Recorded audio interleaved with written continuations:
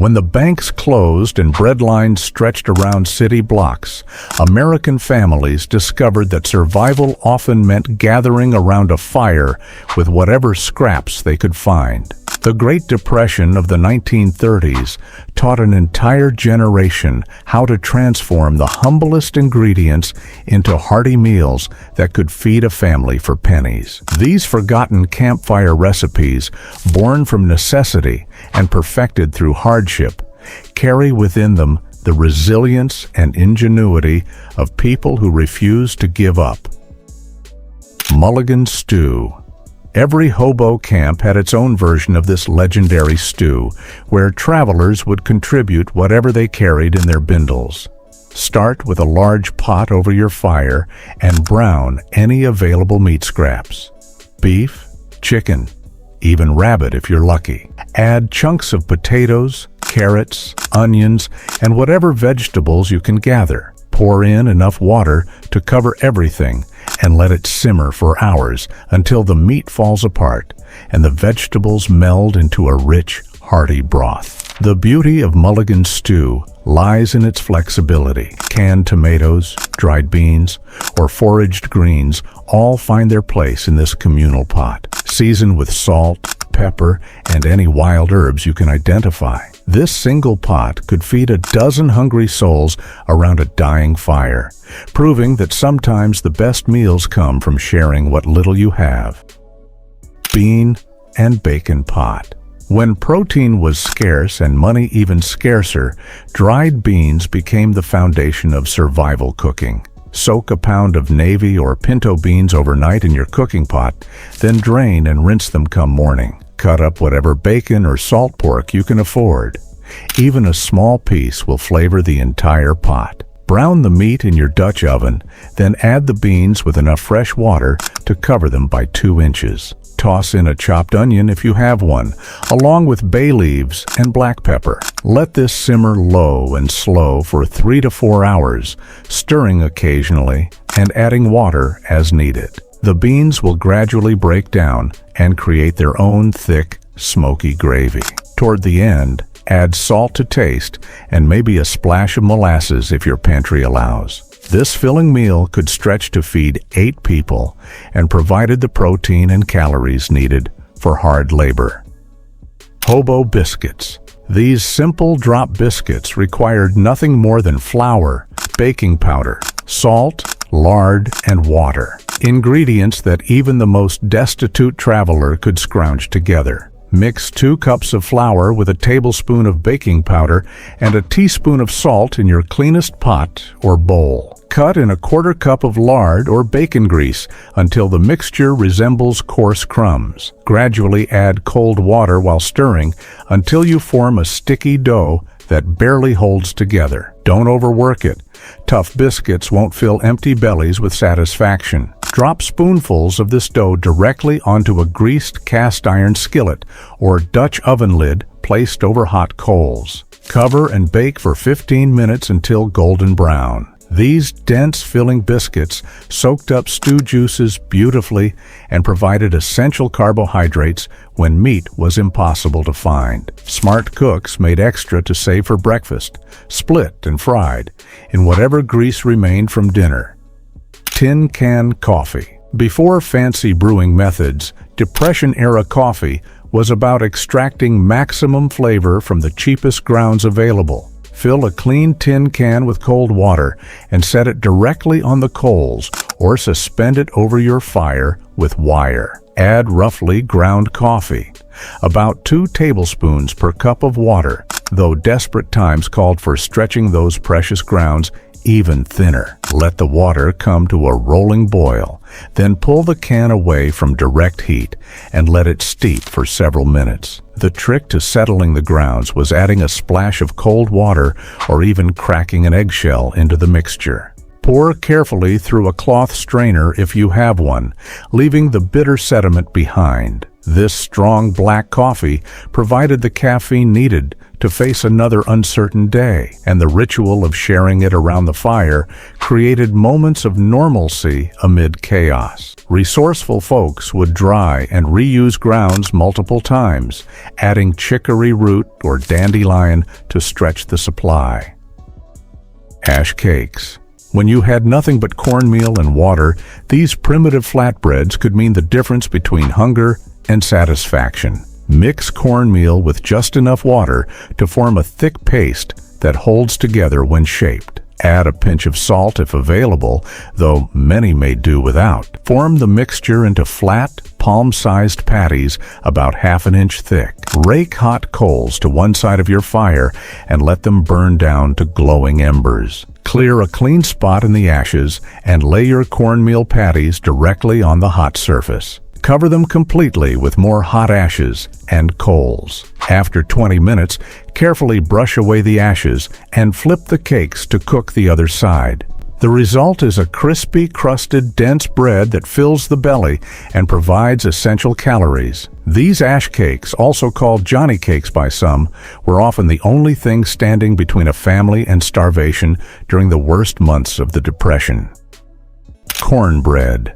A properly made skillet cornbread could transform a meager meal into something approaching comfort food. Heat your cast iron skillet over the fire while you mix 1 cup of cornmeal with a cup of flour, a tablespoon of sugar if you have it, a teaspoon each of salt and baking powder. In another bowl, whisk together an egg, a cup of milk or water, and a 1/4 cup of melted lard or oil. Combine the wet and dry ingredients quickly. Don't worry about lumps. The key is getting a tablespoon of fat, smoking hot, in your preheated skillet before pouring in the batter. It should sizzle dramatically, creating that coveted crispy crust. Cover the skillet and surround it with coals, placing more on the lid to create an oven effect. Bake for 20 minutes until golden and pulling away from the sides. This cornbread emerged from the skillet with a crunchy bottom and tender interior, perfect for sopping up bean pot liquor or eating with molasses when times were especially tough. Poor man's boiled cake.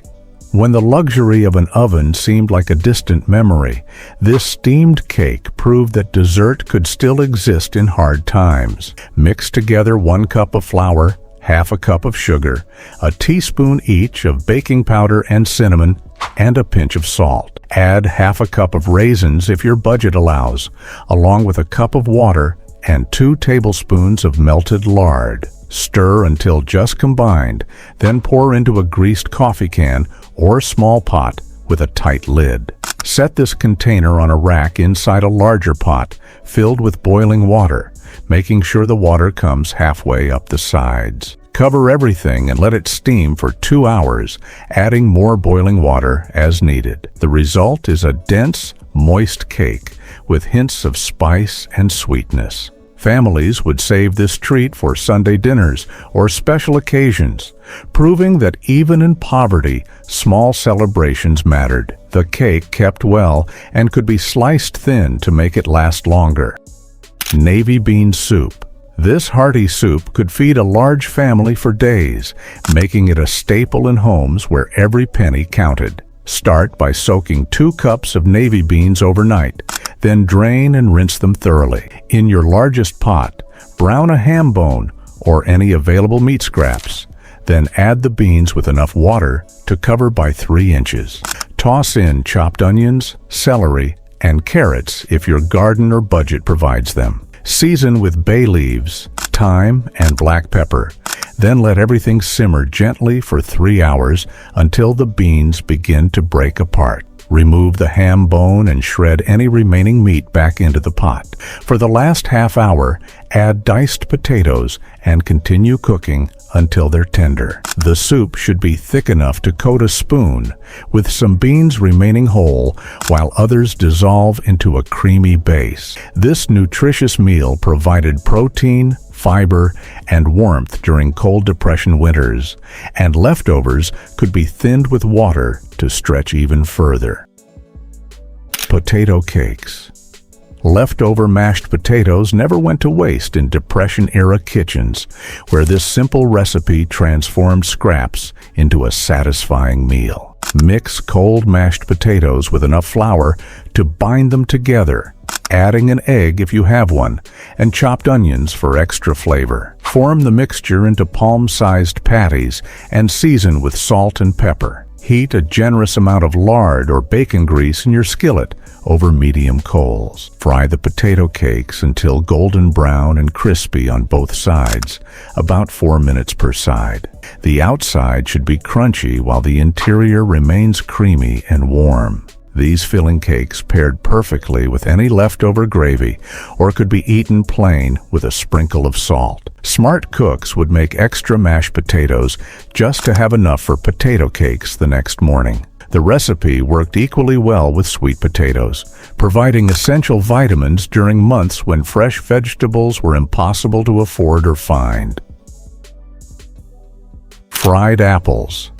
When apple trees produced abundant fruit, families preserved the bounty in the simplest way possible, by frying them with whatever sweetener they could manage. Core and slice apples, leaving the nutritious peels on for extra substance. Heat lard or butter in your largest skillet and add the apple slices in a single layer. Sprinkle with whatever sugar you can spare, or use molasses, honey, or even maple syrup if available. Add a pinch of cinnamon and nutmeg if your spice box allows such luxuries. Cook slowly, turning the slices once until they're tender and caramelized, about 15 minutes total. The natural sugars concentrate and create a syrupy sauce that coats each piece. These sweet, comforting apples served as both side dish and dessert, providing vitamins and calories when other foods were scarce. Families would gather windfalls from abandoned orchards or trade labor for fruit, then fry big batches to preserve them for leaner days ahead. Macaroni and cheese.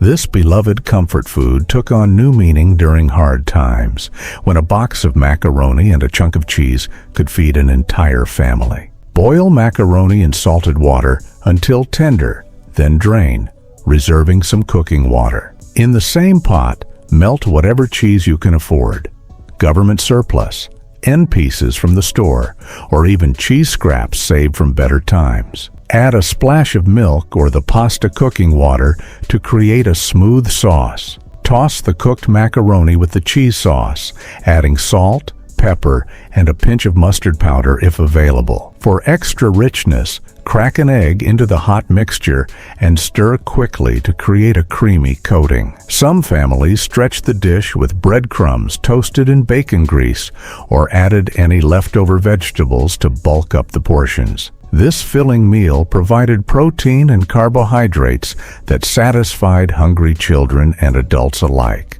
proving that sometimes the simplest combinations created the most memorable comfort food. Corned beef hash. Canned corned beef represented a reliable protein source when fresh meat was beyond reach, and this hearty hash made it stretch to feed several people. Dice several potatoes and boil them until just tender, then drain thoroughly. Heat lard or oil in your largest skillet and add the potatoes, letting them brown and crisp on one side before stirring. Break up the canned corned beef with a fork and add it to the skillet, along with diced onions if available. Season with black pepper and let everything cook together until the potatoes are golden and the meat is heated through. Make wells in the hash and crack eggs into them, covering the skillet until the eggs set to your liking. The combination of crispy potatoes, salty meat, and runny egg yolks created a satisfying meal that kept families full for hours. Leftovers could be formed into patties and fried again, stretching one can of meat across multiple meals while providing essential proteins and calories. Bread soup.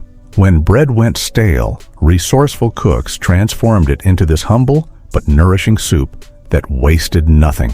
Break old bread into chunks and layer them in a pot with thinly sliced onions, adding salt and pepper between layers. Pour in enough hot water or thin broth to cover everything completely. Let this mixture sit for 30 minutes until the bread absorbs the liquid and begins to break down. Heat the pot over gentle coals, stirring occasionally until the bread dissolves into a thick, porridge-like consistency. Add a pat of butter or drippings if available, along with any herbs you can gather. Some families enrich the soup with an egg beaten in at the end, or topped it with grated cheese when possible. This filling meal proved that even the humblest ingredients could provide comfort and sustenance.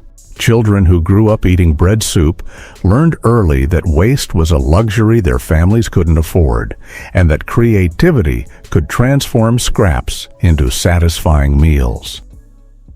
Soda biscuits. When baking powder was too expensive, these simple biscuits relied on baking soda and sour milk to create lift and tenderness. Mix 2 cups of flour with a teaspoon each of baking soda and salt, then cut in lard or shortening until the mixture resembles coarse meal. Add buttermilk or regular milk soured with vinegar, stirring just until the dough holds together. Pat the dough out on a floured surface and cut into rounds with a can or cup. Place the biscuits in a greased Dutch oven or skillet, cover, and bake over coals for 15 minutes until golden. These tangy, tender biscuits paired perfectly with gravy, molasses, or whatever jam families had managed to preserve. The slight sourness from the buttermilk balanced the richness of lard and created a more complex flavor than basic biscuits. Smart cooks would save the leftover buttermilk for pancakes or use it to tenderize tough cuts of meat, ensuring that nothing edible ever went to waste. Meat and potato patties. Ground meat was expensive, so families learned to stretch it with potatoes, creating filling patties that made a little meat feed many mouths. Mix equal parts ground beef or pork with cold mashed potatoes, adding diced onions, salt, and pepper. An egg helps bind everything together if you can spare one. Form the mixture into flat patties and dust them lightly with flour for better browning. Heat lard or oil in your skillet and fry the patties until golden brown and cooked through, about 5 minutes per side. The potatoes help keep the meat moist while adding bulk and calories to each serving. These hearty patties satisfied hungry workers and growing children, providing protein and carbohydrates in one economical dish. Leftover patties could be crumbled into gravy or soup, ensuring that nothing went to waste. Some families made them with leftover roast or even canned meat when fresh ground beef was impossible to afford. Peanut butter and molasses sandwiches. When lunch meat was a luxury, this sweet and protein-rich combination provided essential nutrition in an affordable package. Spread thick slices of homemade bread with peanut butter, then drizzle molasses generously over one side. The combination of proteins from peanuts and iron from molasses created a nutritious meal that children actually enjoyed eating. Some families would add sliced apples or bananas when available, creating more substance and vitamins. The sweetness of molasses balanced the rich, nutty flavor of peanut butter while providing quick energy for physical labor. These sandwiches packed well for workers heading to job sites or children walking long distances to school. During the worst times, families would buy peanut butter in bulk and portion it carefully, making each jar last as long as possible. The combination provided essential calories and nutrients when other protein sources were beyond their means, proving that simple combinations could still deliver satisfaction and nourishment. Dandelion salad. Wild greens provided free nutrition when vegetables were unaffordable, and dandelion greens offered vitamins that prevented scurvy and other deficiency diseases. Gather young dandelion leaves before the flowers bloom, when they're least bitter. Wash them thoroughly and tear into bite-sized pieces. For dressing, heat bacon grease or lard in a pan and add chopped onions if available. Pour this warm fat over the greens to wilt them slightly, then add vinegar and a pinch of sugar if possible. The warm dressing helps break down the tough fibers and reduces bitterness. Some families added hard-boiled eggs when chickens were laying well, or bits of leftover meat to make the salad more substantial. Other foraged additions included wild onions, violet leaves, or lamb's quarters. This bitter salad provided essential vitamins A and C that were often lacking in Depression-era diets, heavy on starches and preserved foods. Learning to identify and prepare wild edibles became a survival skill that kept families healthy during the hardest months. Rice and milk. This simple combination provided comfort and nutrition when more elaborate desserts were impossible to afford. Cook rice in water until very tender, then add milk and simmer gently until creamy. Sweeten with whatever sugar you have, or use molasses, honey, or maple syrup. Add a pinch of cinnamon and vanilla if your pantry allows such extras. Some families would crack an egg into the hot mixture for extra richness and protein. The result is a pudding-like dish that could serve as breakfast, dessert, or even a light supper. Children especially loved this sweet, creamy treat that reminded them of better times. Leftover rice never went to waste when it could be transformed into this comforting dish. Some variations included adding raisins, chopped apples, or even leftover bread crusts to create more substance. The dish provided essential calories and calcium from the milk, helping growing children maintain their strength during difficult times. Scalloped potatoes. Layer upon layer of thinly sliced potatoes could transform this humble vegetable into something approaching elegance, even during the hardest times. Slice potatoes as thin as possible and layer them in a greased Dutch oven, sprinkling each layer with flour, salt, and pepper. Add chopped onions between layers if available. Pour milk or water mixed with a little lard over everything, making sure the liquid comes halfway up the potatoes. Cover and bake in coals for about an hour until the potatoes are tender and the top is golden. The flour thickens the milk into a creamy sauce that binds everything together. Some families would add bits of cheese or leftover meat to make the dish more substantial. The slow cooking transforms ordinary potatoes into something special, with each layer absorbing flavors from those around it. This filling side dish could stretch a small amount of meat across more servings, helping families feel satisfied even when protein was scarce. Sausage and biscuits. When families could afford sausage, they made it stretch by combining it with filling biscuits and rich gravy. Brown crumbled sausage in a heavy skillet, then sprinkle flour over the meat and cook until fragrant. Slowly add milk, stirring constantly to prevent lumps, and season with black pepper. Let this gravy simmer until thick enough to coat a spoon. Split hot biscuits and ladle the sausage gravy over them generously. This hearty breakfast provided protein and calories needed for hard physical work, and the combination of meat, dairy, and bread created a balanced meal. Families would save sausage grease for other cooking, ensuring nothing went to waste. When times were especially hard, they might use less sausage and bulk up the gravy with extra flour and milk. The dish became a weekend treat when families could afford the luxury of meat, and children would look forward to Sunday mornings when sausage and biscuits might appear on the table. Lard fried dough.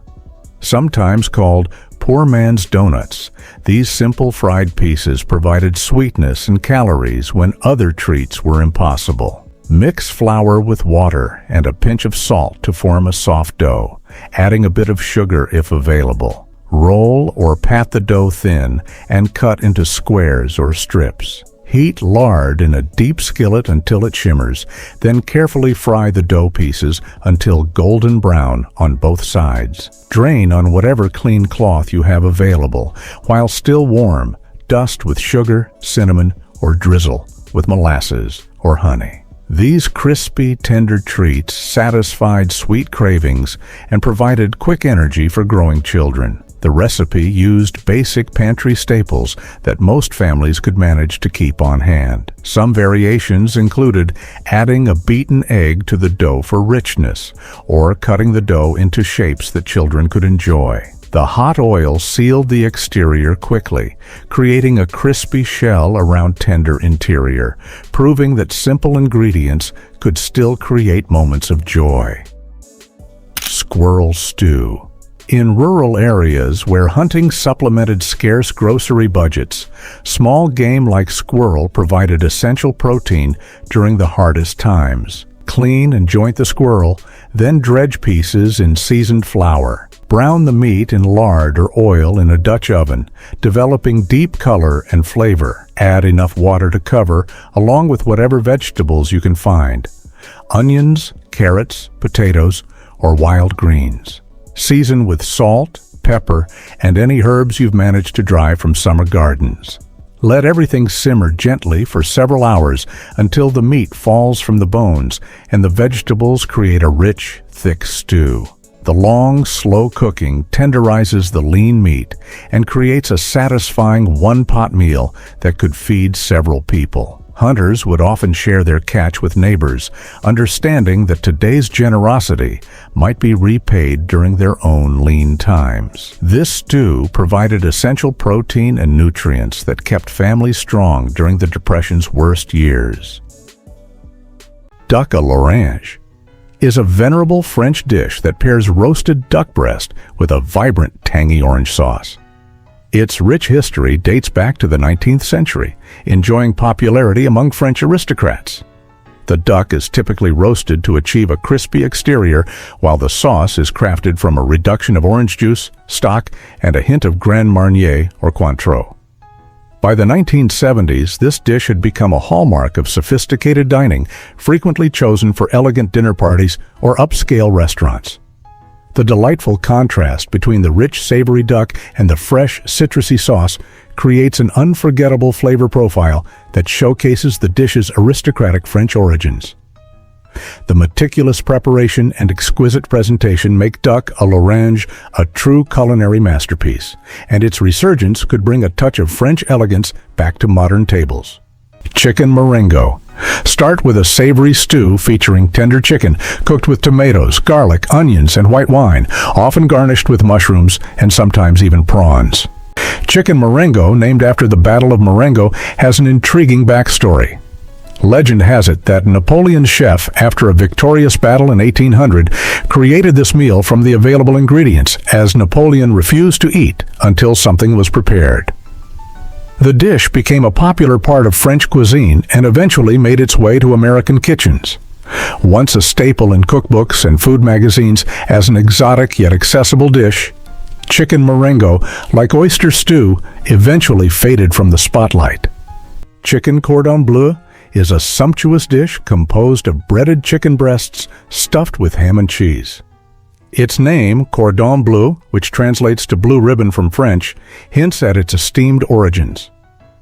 Thought to have started in Switzerland around the mid-20th century, it soon won over American palates. The method involves flattening chicken breasts, layering them with ham and Swiss cheese, rolling them up, covering them in breadcrumbs, and then frying or baking them until they're beautifully golden. The popularity of chicken cordon bleu in the United States was significantly driven by the rise of gourmet frozen meals in the 1970s, where it became a favorite for its ability to retain taste and texture even after freezing and reheating. Often featured at formal dinners or during special occasions, in the 60s and 70s, it was prized for its crisp outer shell, encasing a lusciously gooey and savory center.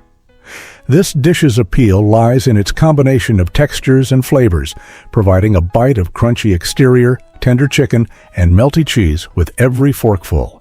Chicken tetrazzini. This is one of those classic American dishes that brings happy smiles to any dinner table. It's a creamy, cheesy pasta bake made with succulent pieces of chicken. Traditionally, it's prepared by sautéing mushrooms and onions, adding broth and cream, then combining with cooked spaghetti and chicken. This combo is then baked with Parmesan until golden. Who else misses gathering around the dinner table to enjoy this hearty meal?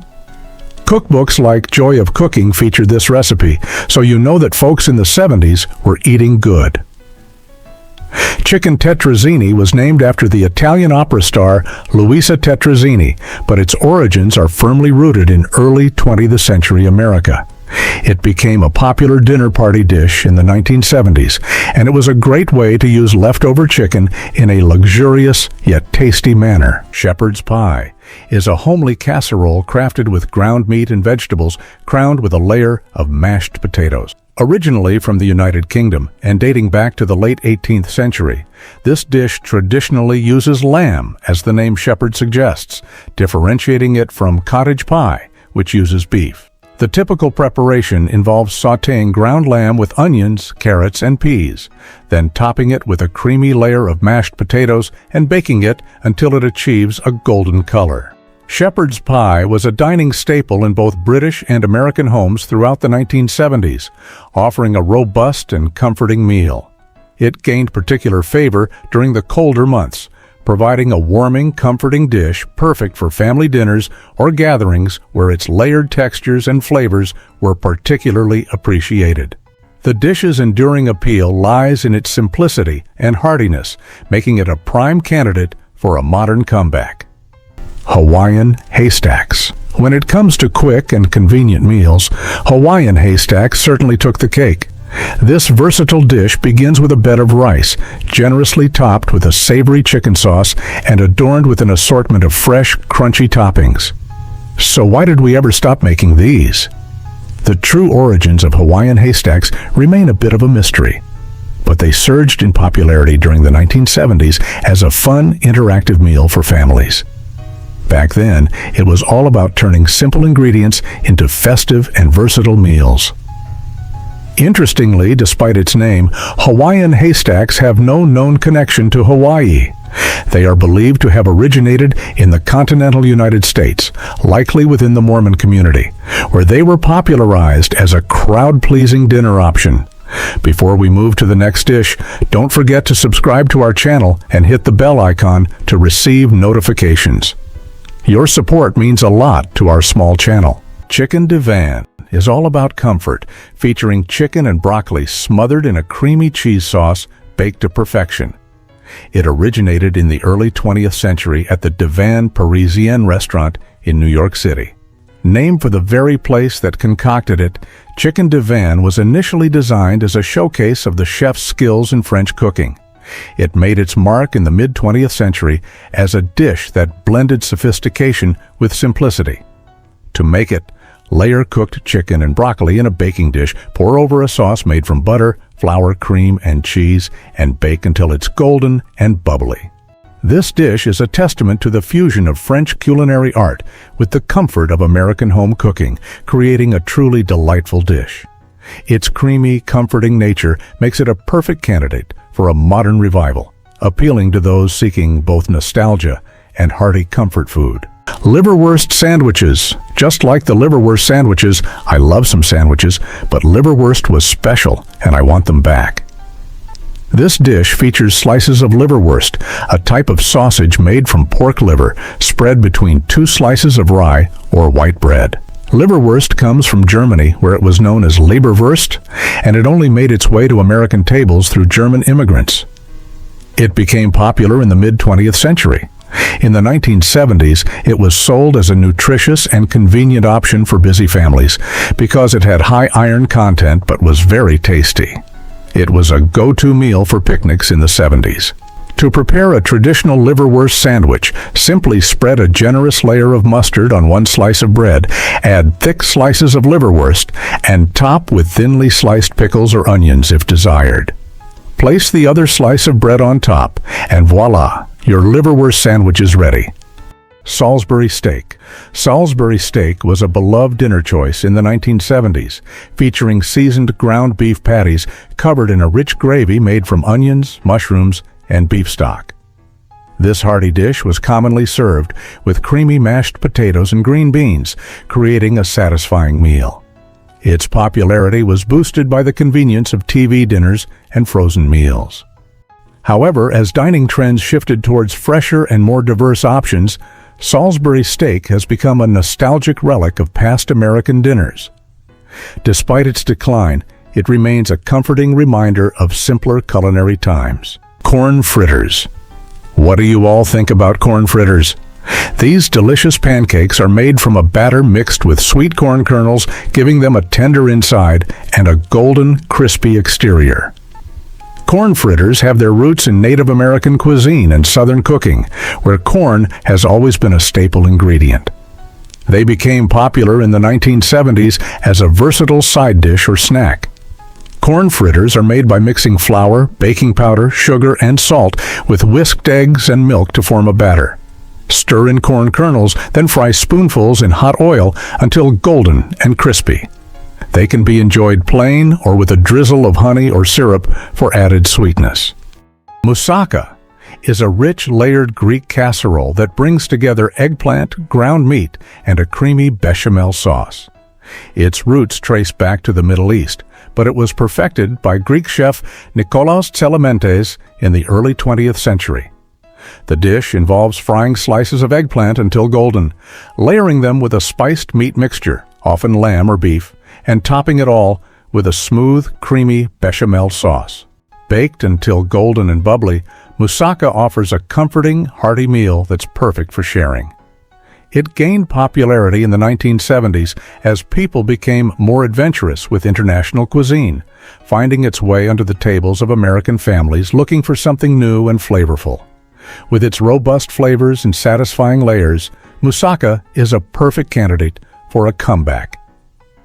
In today's culinary scene, especially for those who appreciate the depth and richness of Mediterranean cuisine.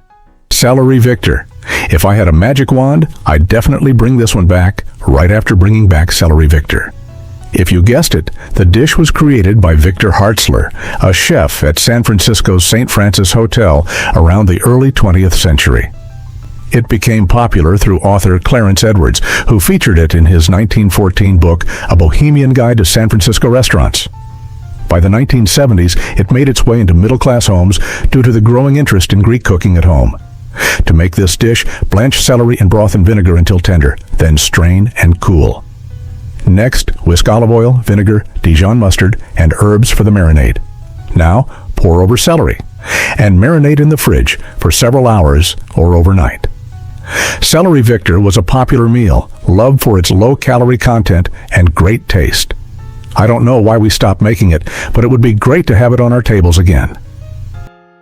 Steak Diane is an iconic dish featuring tender beef steak smothered in a delectable cognac sauce, often flambéed right at your table for a touch of dining drama. Originating in mid-20th century America, this dish is named after the Roman goddess Diana. Its preparation includes pan-frying beef tenderloin and concocting a sauce from the pan juices, cognac, butter, mustard, and Worcestershire sauce. Adding a flambé enhances the rich flavors of the sauce dramatically.